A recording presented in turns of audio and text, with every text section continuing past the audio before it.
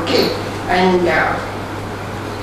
with these things, I'm very happy that both the director and the associate director of the HSC group, who are going to play a very pivotal role in the coming years, are expressing our appreciation for the kind of a service, the kind of a research that is going on here in this university.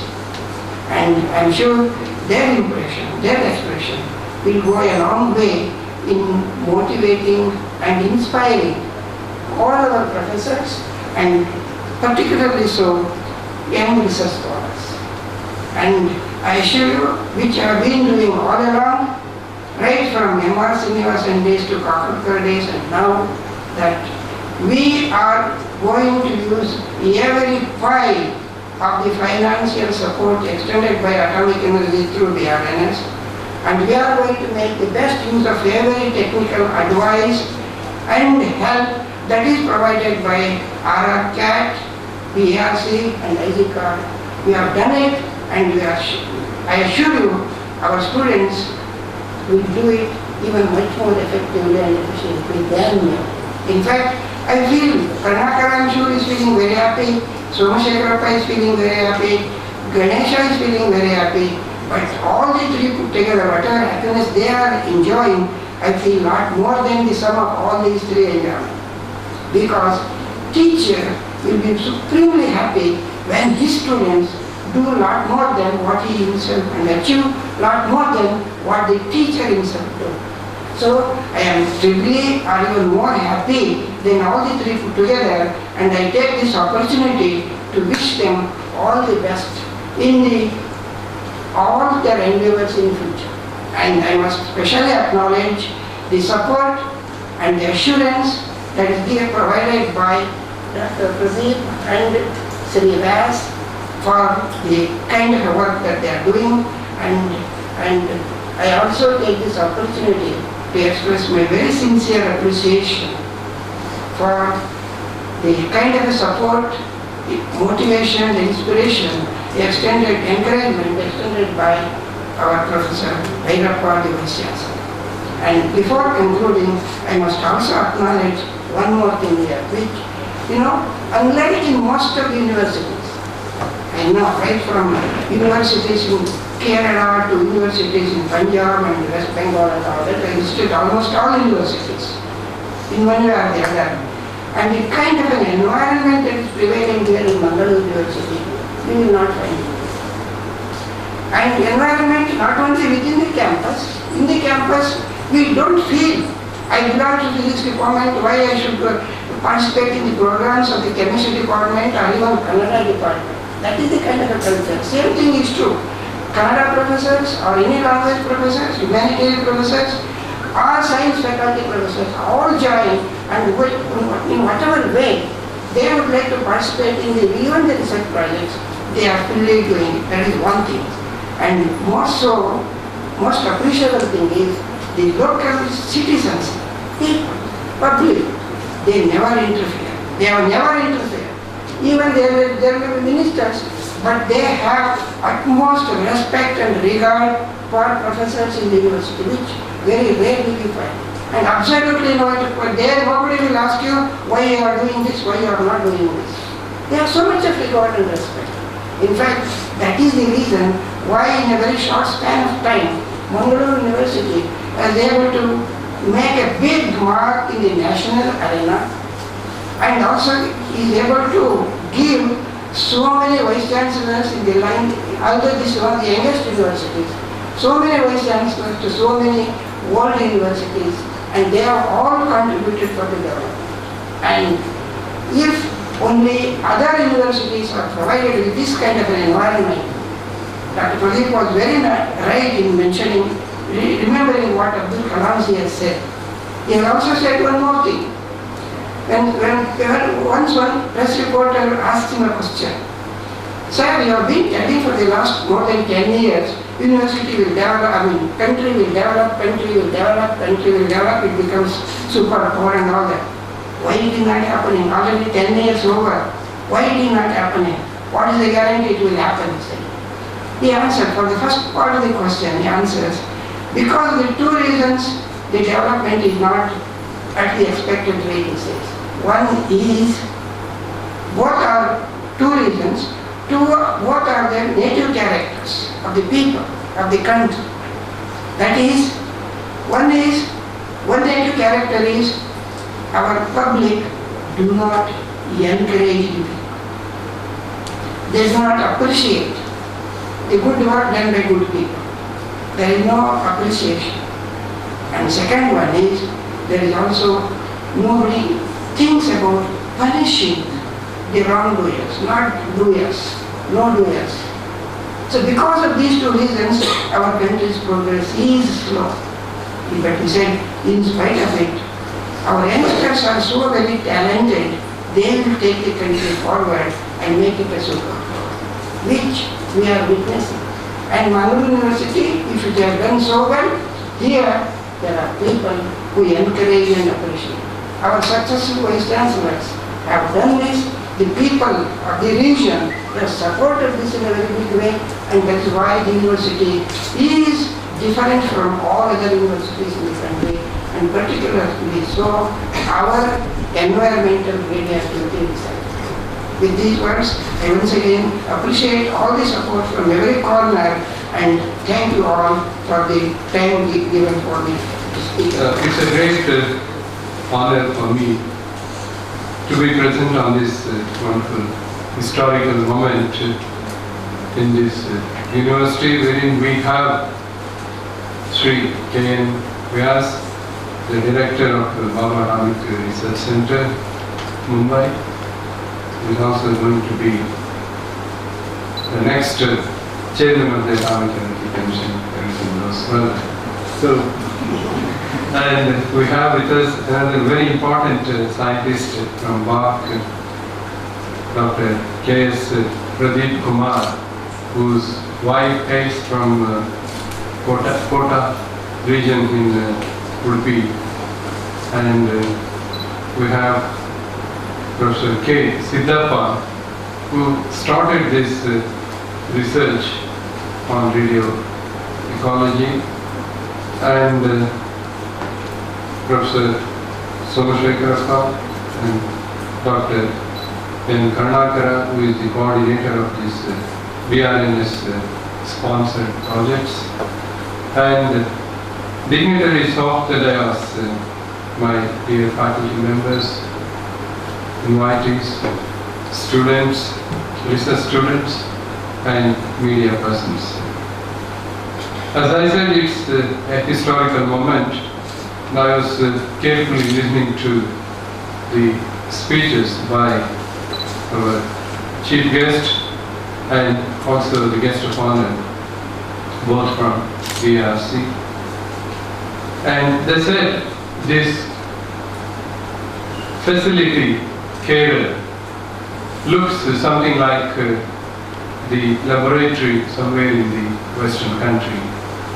In fact, many of my friends who visited these laboratories, they also expressed similar opinions about the facilities available in CARER, CART, and plus particularly in CARER, that is Center for Advanced Research in Environmental Radioactivity. And one of the, let me just recollect the words expressed by a very well-known cancer biologist from US. He said, I have not seen this kind of facility anywhere in the country, in India. And this is matching, with top universities in US, because he hails from US, so this is what he said. So likewise, very recently we had another professor from cancer research, one of the famous cancer hospital in the US.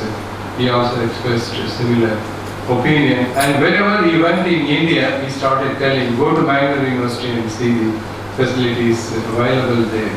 This is something unique you cannot see other places. I am glad that we have such wonderful researchers in this university that makes me feel proud about the university and also about these faculty members. CARER has unique facilities, and one can measure, one can detect any of the radionuclides coming from any of these metals, like almost 104 radionuclides we can identify, and it's a kind of portable instrument, I would say. So we are going to equip this laboratory with that rad-eye spectrophotometer also very shortly. We are placing the order, and maybe in the next 2 or 3 months we will acquire that instrument also. And with the facilities available here, we can detect the lowest level of radiation, and also the center has developed a facility for other radiation detection like tritium, C14, and facilities we have for alpha, beta, gamma, and the radon, even iodine. All these we cannot find in all the universities in the country. So in that way it's a unique facility. At one time, University of Mysore Physics Department had an excellent facility for nuclear physics. We have Professor L. Parmesh here sitting in front of us, and we had stalwarts like B. Sanjeevaya, H. Sanjeevaya, and so many others who were very famous those days, and they established wonderful facilities. But we were mainly focusing on the gamma ray detection. And in fact, I did associate with them and did some research, because people were talking so much about the radiation leakage, the effect of radiation leakage and so on around the RMP. Although that was highly secured, absolutely no radiation leakage, but people were worried, and every day we used to read in the newspaper, and we started giving projects to our MSc students to check the radiation level. And in fact, I did survey the entire RMP region, a radius of about 10 kilometers from RMP, and I traced the level of radiation. And as around RMP, absolutely there was no radiation. That was within the permissible limit. But when I went towards the Vrindavan Gardens, I found some level of radiation, and I further went up to Srirangapatna and the Karigata hills and so on. I found pretty higher level of radiation. So we could find out why this is happening, because of the pegmatite dikes available in KRS area, and pegmatite is known, it's a rock, it's a dike rock known for having the minerals like tantalum and telluride minerals, which contain some of the radioactive minerals or elements. So like that, now recently, as Dr. Pradeep Kumar mentioned, the awareness about the radiation and the radiation level among the public is increasing, and we are to some extent feel safe compared to what it used to be some 30 years ago or 20 years ago. We were really worried, and now it is not much, because the radiation level is so low in the atmosphere unless you have some radioactive elements. He gave a wonderful example of monazite beach sand in Kerala coast, or on the whole in the western coast of India. And we also study that. We have plenty of monazite and also rare earth elements. And if we can find out a way to treat these minerals and extract the rare earth elements, India will be one of the richest countries are suppliers of rare earth elements to the world. We have so much of this radioactive and also the rare earth metals in the country, in the field science that we have been studying from our student days. Well, the Bangalore University has such unique facilities, and the university is rapidly, I would say, advancing in several frontiers. And I am creating, after I took over as the Vice Chancellor, my focus is mainly on the research, and I am expanding in all directions to promote the interdisciplinary research. And also, my primary focus is on establishing the facilities and the infrastructure for advanced research. And I have also identified a potential group of young researchers who have just returned from abroad, and they have formed a team with some seniors to lead the team. And these are the people for the next generation of researchers in Bangalore University. They are going to work on the life science related topics, drug discovery and drug delivery, all these areas. And in fact, we are going to use these CARER facilities and also the facilities available in Microtron Center and CART. So I request the director of BARC, Sri K.M. Vas, to help us in strengthening the Microtron Center. As you know, it's a very unique facility, only one such facility again in the country in the universities. So please help us in rejuvenating the activities of the Microtron also, which is being headed by Dr. Ganesh Sanjeev, who is also present here.